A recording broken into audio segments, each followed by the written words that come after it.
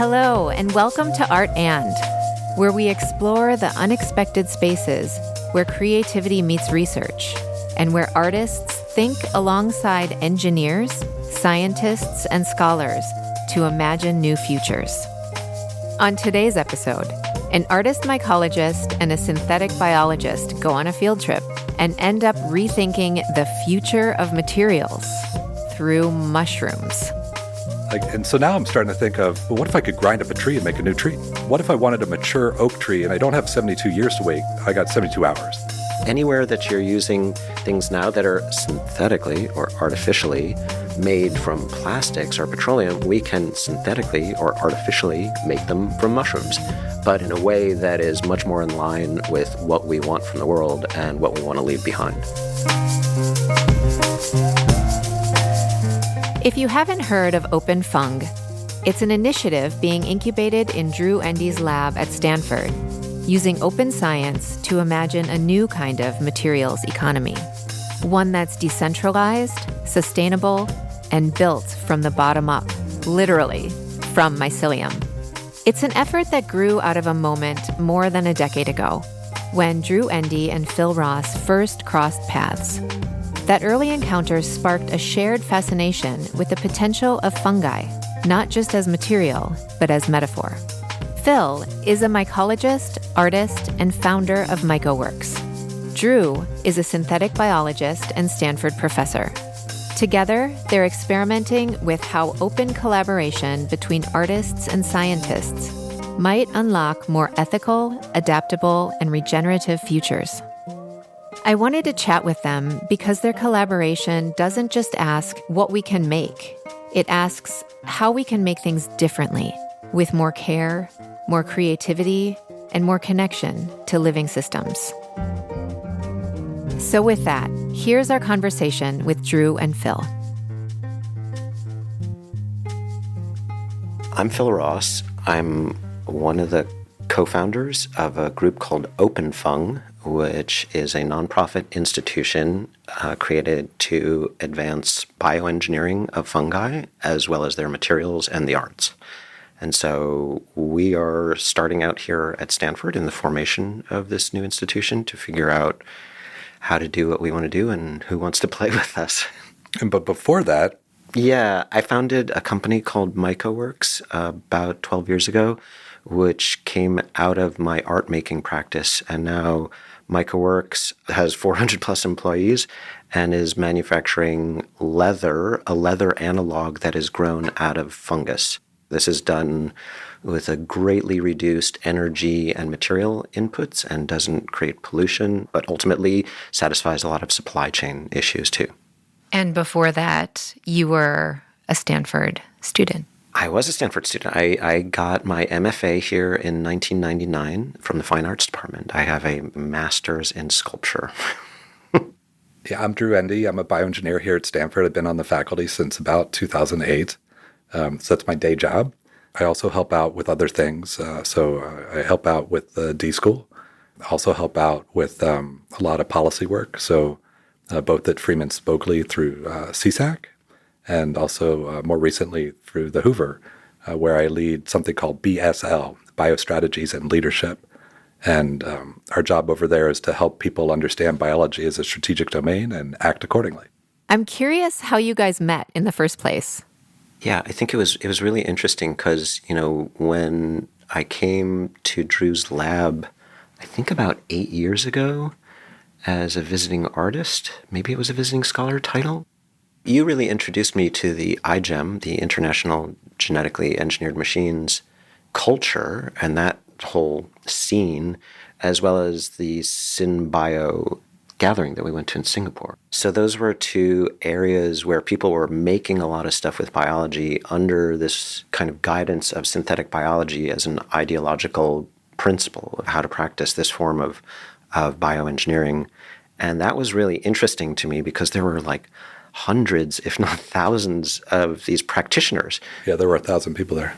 It's just like so interesting to meet this mostly young group of people at the iGEM thing, undergraduates and graduate students, mostly, who are all working to figure out how to systematize working with biology to actually make stuff. And again, this was like something completely, I had no, I had to approach it almost anthropologically because it was such an alien culture.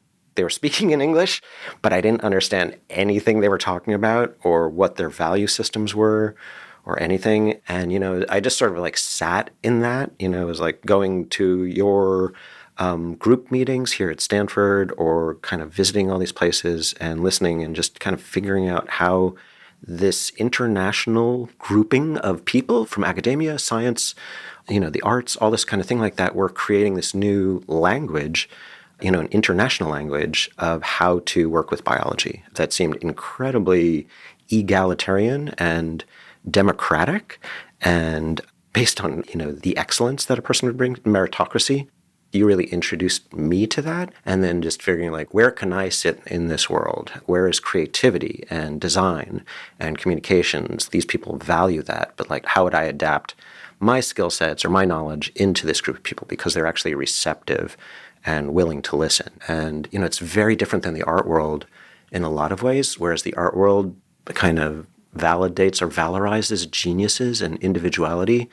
In science, it is absolutely about the group and of placing yourself within, this community of people. And everybody has to be cited, and you have to refer to your teachers and to everybody else. And so that feels really healthy as, and something that the art world, I think, could borrow because it would make it, I think, a lot more welcoming to a wider group of people who want to participate there as well.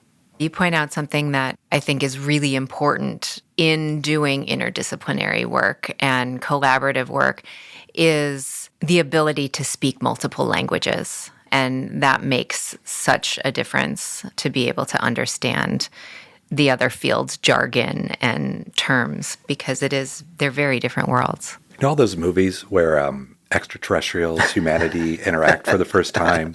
And sometimes it goes well, sometimes it doesn't go well, sometimes the communication and relationship is established, sometimes not.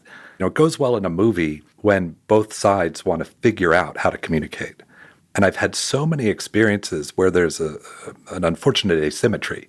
Like one side wants to communicate, but the other side doesn't.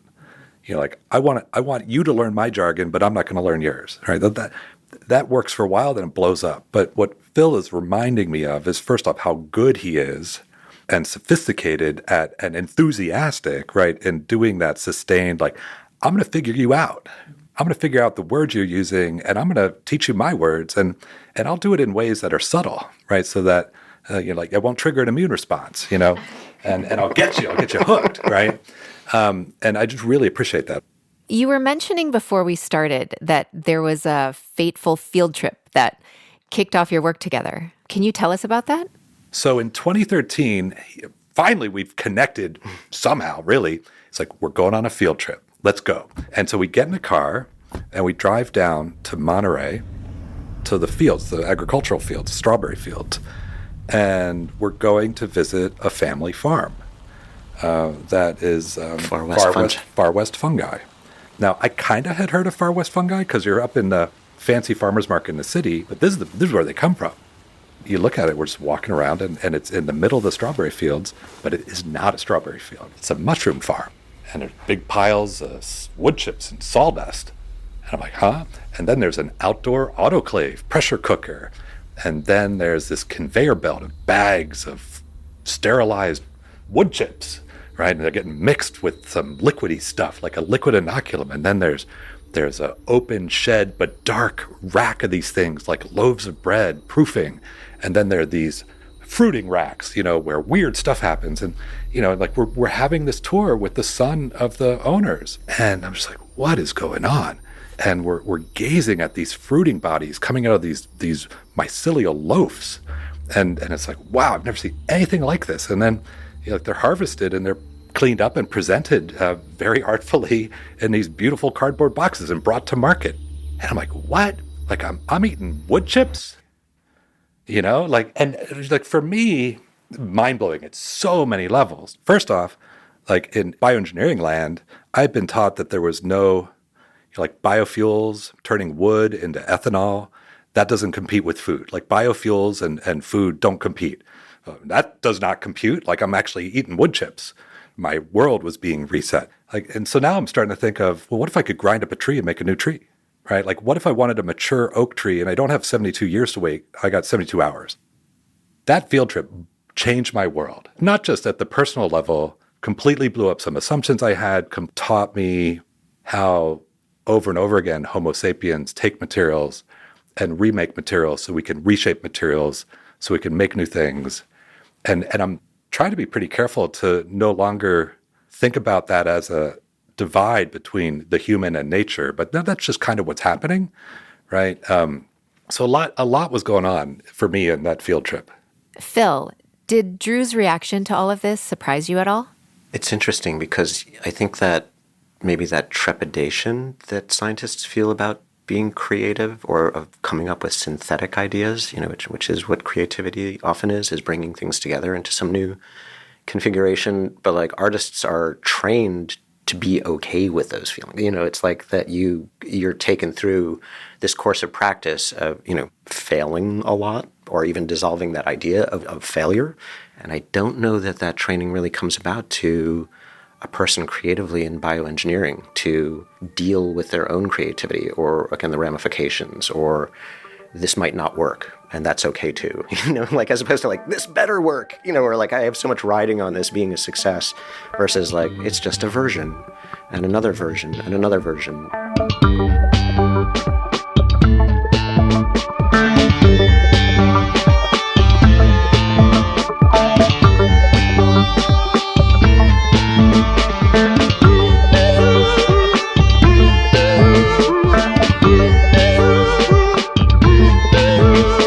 Sustainability is at the core of your work for both MycoWorks and Open Fung.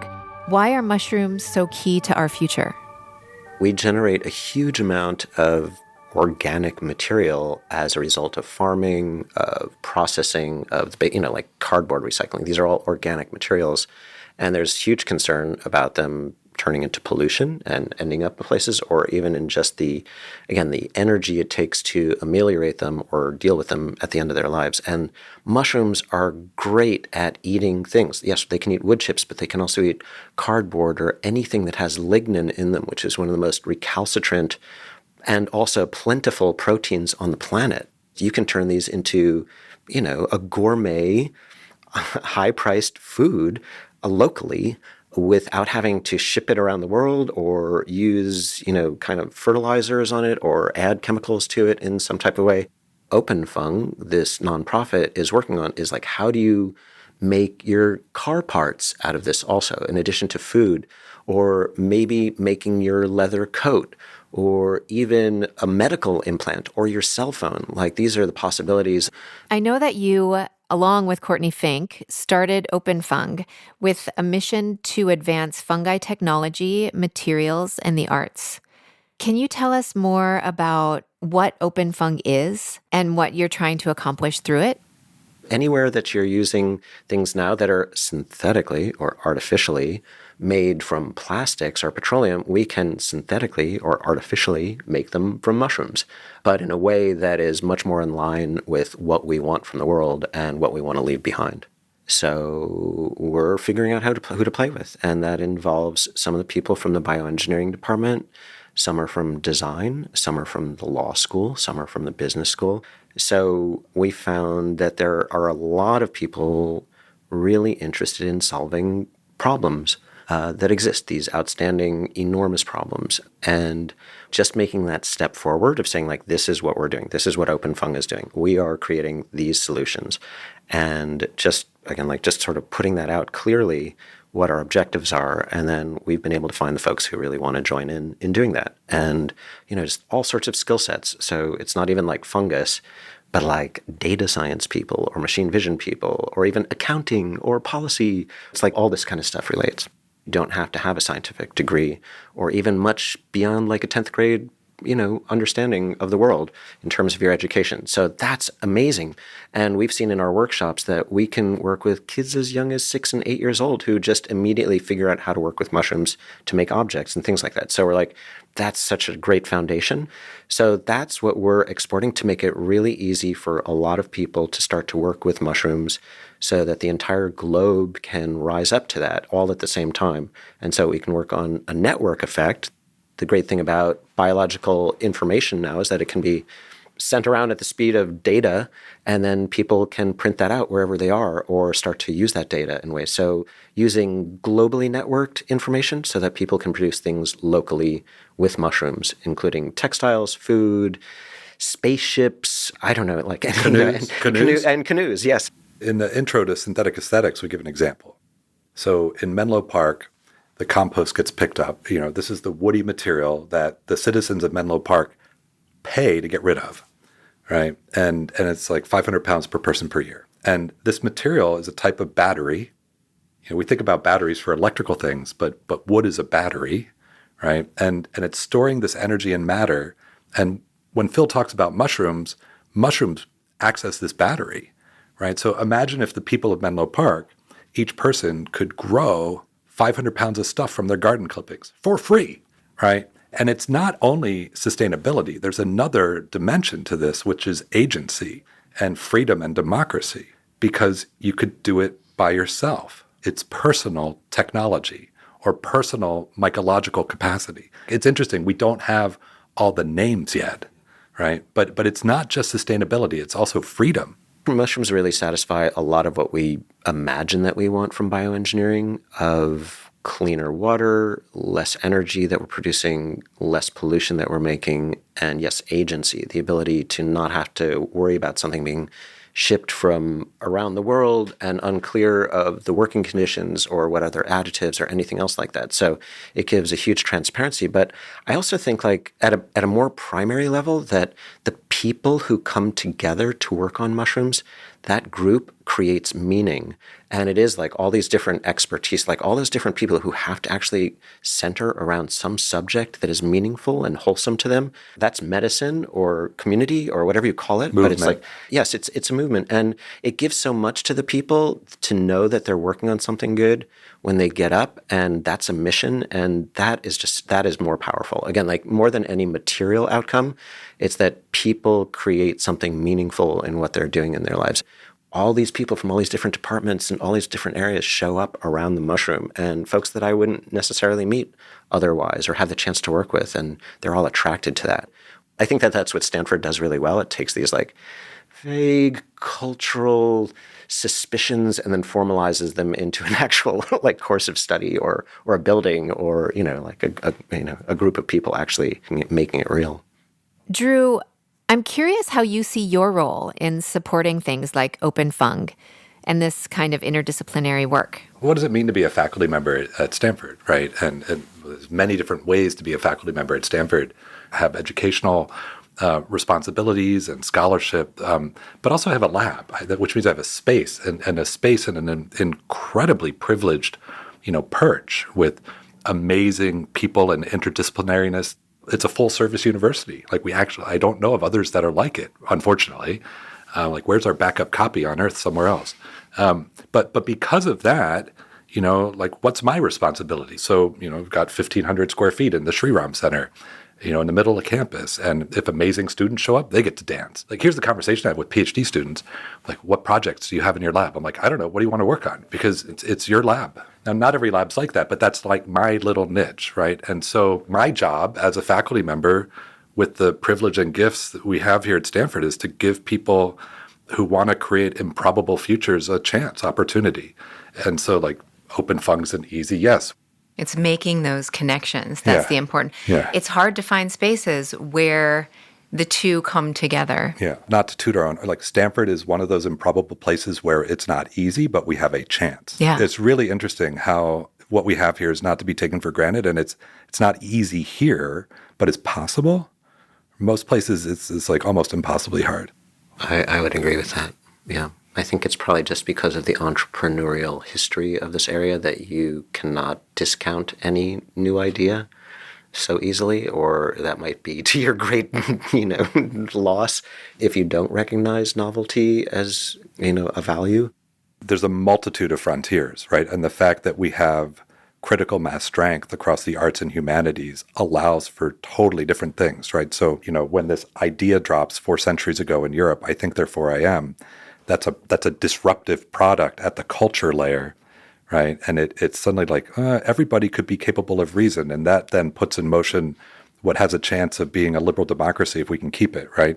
Across the campus, we have opportunities of innovation, right, that are not just in the tech land. I want to ask both of you, why is it important to bridge disciplines and work with people outside of your own fields of practice? Being alive, right? Collaborating across disciplines for me is about being alive, remaining alive, intellectually, emotionally. There's so much to learn. And I think as we've been discussing, just organically, the examples just keep flowing out of, like, how would I ever have known that? And so, for people who care and dare to learn, it's a joy and don't know a better way to go about it. But it's crucial to be open to it, as you said before. Not extractive, but like genuinely and Curious. symmetrically engaged and like lead with empathy. Yeah, I think it's very difficult to implement as a program because, as we pointed out, like it might take 8 years to actually learn the language and to become conversant enough and comfortable enough to actually act in a field that you don't belong in. As a pro tip, like here's just something to think about, especially if you're a student, like take one course in the thing you know nothing about, just as a placeholder to get your visa, your passport, permission to go over there later. You need to get that little beachhead. And then if you end up going over there, you want to go native, you're going to have to spend more time on it. I supported myself as a professional chef for a very long time. And one of the fields you can get into to earn a little more and to have more autonomy as a business person is to go into pastry cooking. So I did that for many years. Made a lot of wedding cakes and fancy cookies. And I think of like that training, again, like an engineering of desserts, like how important that continues to be in thinking about bioengineering, of thinking about materiality from the molecular scale through the structure to the aesthetic experience of the person who's encountering it. Bringing that into bioengineering gives me like incredible advantages as a material scientist and as this other, and just understanding process.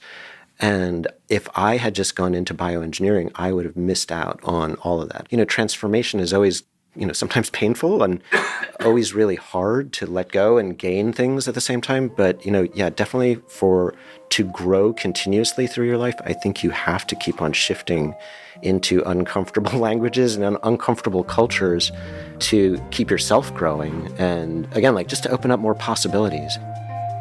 Well, I think that's a great place for us to end. Thanks so much for the conversation.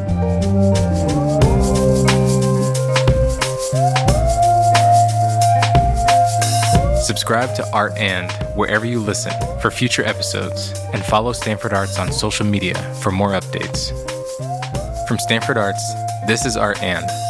L&O is our host. The show is produced and edited by me, Taylor Jones, with additional support by Eddie Dye.